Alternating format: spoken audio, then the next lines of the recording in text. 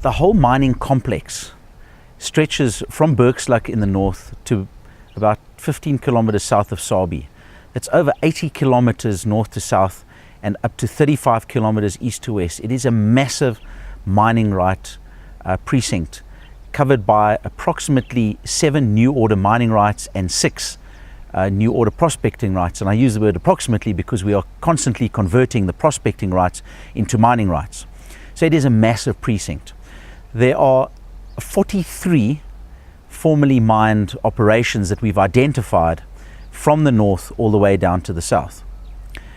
One of the most fortunate attributes of these mines is that we have the history. We have the old maps, the plans, the stope plans, the vertical projections. All of that assists us in an understanding of the mineralogy and the mining conditions. One of the most exciting discoveries that we've made, which is not part of our 3 million ounce resource, is the pre-mined residue, as we call it. Now, the old timers had power restrictions, they had plant restrictions, they had infrastructural constraints, and they effectively high-graded these mines. So they would reef pick underground and leave 80% of the run of mine behind. Now, obviously, they were very good at what they did, so they reef picked extremely well. But what they've left behind contains grade. And you're talking millions and millions and millions of tons, potentially 36 million tons, which if we were to mine at 300,000 tons per month would give us more than a 10-year life of mine. That is the size of the resource that we have that is immediately accessible to us. We have to walk before we run.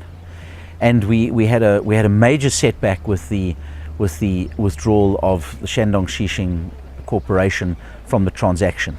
So we were forced to get into production very quickly with limited available capital.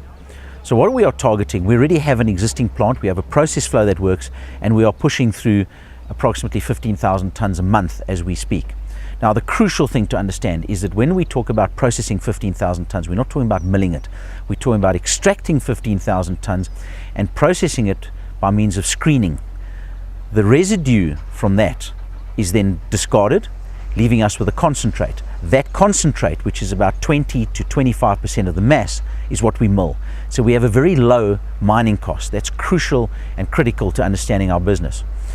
We're targeting 30,000 tons by the end of this quarter. That's 30,000 tons per month, and we're targeting 80,000 tons per month by the end of the year.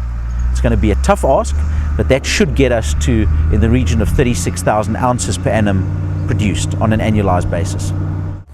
We actually have 3 separate sections: the north, central and southern. This is the central section. So in terms of capacity, that's power, deposition and plant, we can manage to mine 80,000 tons a month. The southern section or zone, Sabie, would be capable of processing 120,000 tons a month from a mining and infrastructure perspective, although we still have to construct a plant there. The northern section would do in the region of about 60,000 tons. That means that our target, our ultimate target, is 260,000 tons per month from our pre-mined residue. And that is a very, very substantial operation.